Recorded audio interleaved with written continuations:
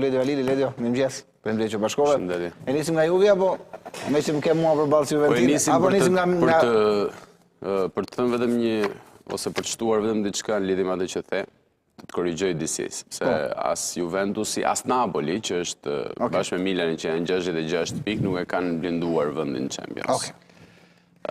Thjesht janë disa pikë më përpara, na le të gëzojmë kanë mundësi, por matematika s'le të gabësh thimi, janë 15 pikë në lojë, diferenca është vetëm 8 pikë nga vendi i dytë dhe vetëm 5 pikë nga vendi i katërt që është Juventusi, me Komon edhe me Roman. Kështu që në këtë kampionat çfarë s'kemi parë dhe ta blindosh do të thotë që t'jesh më shumë pikë se çka në lojë. Patjetër. Kështu që ka bërë një hap drejt Championsit, një ndeshje e nisur vrullshëm nga Juventusi, me një gol shënuar në minutat e para, i dha tjetër, le të themi, qasje lojës nga ana e bardhëzinjve, edhe u menaxhua me goxha lehtësi deri në shënimin e golit të dytë edhe më pas nuk pati më histori. Pas zbuluar shumë detaje, duke qenë këmbëmbar e dikujt që njohim ne që ka shkuar në stadium. Ndoshta, edhe ja thash përpara se të shkonte, thash besoj do jesh ai Mali. Kur shkoj unë, ju gjithë më turë që unë jam tërës Juves, kështu që për të fundit nuk ish. Jo, për të fundit jo. Milani, vuajti pak në Veronën. Shiko, Milani kam përshtypjen që i ka mbaruar të gjithë bateritë e mundshme. Domethënë shoh një skuadër e cila më shumë orvatet në fushë se sa luan futboll.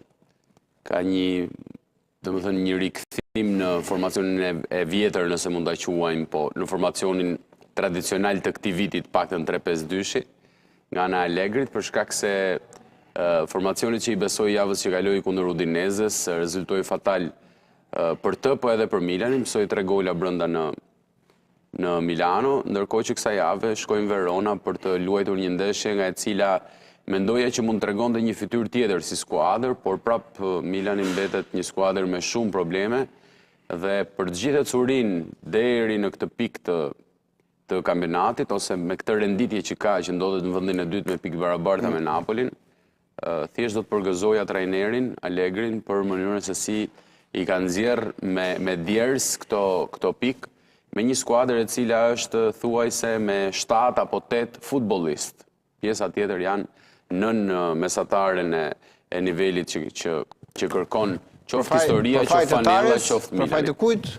Tani, për fajtetares nuk mund të them, sepse me sa unë kam informacion, Milani është ndarë në 2 struktura paralele brenda një skuadre. Struktura paralele? Po struktura paralele janë fiks, funksionojnë si në veriun e Kosovës, Furlani nga njëri kraj, i cili vendos në fund fare nëse duhet ose jo, edhe Tare nga njëri kraj, i cili mundohet që të ndërtojë diçka, mbi ato, le të themi, mundësit që i jep Furlani.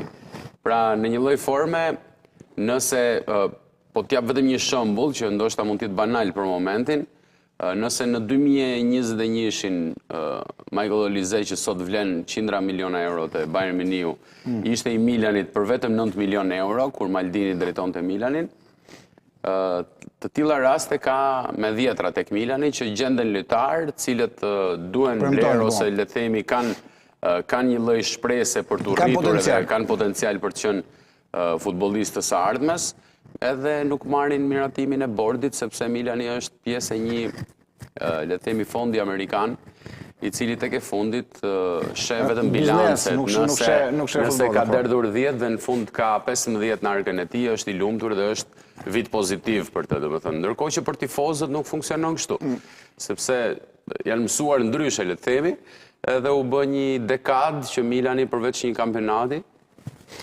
cilin e dim shumë mirë se si erdhi me shumë munde dhe me shumë përkushtim nga ana e Maldinit edhe atyre që ai kishte, le të themi, drejtuesit që ishin atë kohë, edhe madje edhe në atë kohë përplasjet me Furlanin ishin tepër të shpeshta, ai sa bën që Maldini në fund fare të jepte dorëheqjen dhe të largohej nga ky Milan, dhe sot po dalin fjalët e tij, çfarë ka thënë ai, domethënë gjithçka çfarë ai ka pohuar është sot reale tek kjo skuadër. Pra, nëse duan që kjo skuadër të jetë fituese, duhet ndryshojnë totalisht, le të themi, ideologji, ndërsa nëse kjo skuadër duhet jetë fituese për arkat e klubit, janë ndoshta në rrugën e duhur. Bli 10, shit 50 edhe vazhdojmë sillemi si Bologna. Ndalemi pak tek Premier Liga, ku zhvillua ndoshta ndeshja më e rëndësishme e sezonit, mund ta themi? E vërtetë është, po. Dhe City mposhti Arsenalin 2-1. Shiko, thimi, domethënë besoja shumë që këtë vit Arsenali do ndryshonte, jo se bleu Gjokeres pra të sulmuesin që i mungonte vjet, se të gjithë kështu tham vjet edhe unë bashkë me të tjerët që Arsenali nuk ishte një pikë referimi, një Haaland që në ndeshjet vështira t'i nxirrte ato pikët që duhen. Edhe mendoja që totalisht skuadra Arsenalit kishte ndryshuar qoftë edhe në mentalitet për mënyrën se si do i qasej çdo kompeticioni ku do merrte pjesë.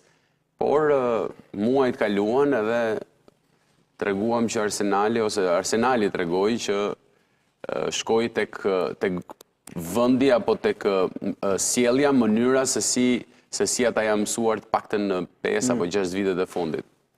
Pra një skuadër e cila brenda ka një potencial goxha të madh, ka udhëhequr për herë të parë në historinë e Premier Ligës, kampionati anglez është udhëhequr nga një skuadër, nga fillimi deri në këto momente. Deri tani, po. Nga Arsenali. Dhe tani ka, ose më saktë kishte shansin që kundër City tregonte veten, edhe madje më pëlqeu pak Thierry Henry